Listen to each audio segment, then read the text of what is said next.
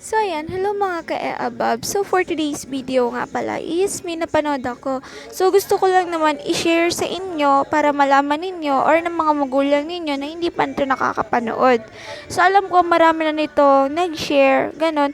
Pero sana panood ninyo to para naman malinawan kayo. So ayan.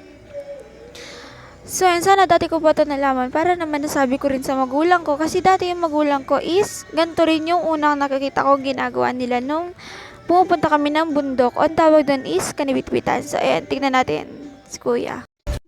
So, ayan nga pala, another information nga pala guys. So, paano nga ba natin malalaman na may ginto? Yung nakikita natin. So, ayan, pag ganyan daw guys, malapot-lapot na madilaw-dilaw.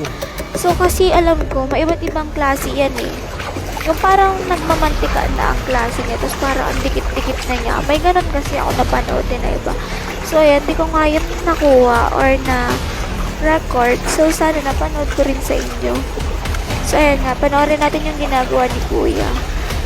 Ang konti lang kinuha niya, di ba?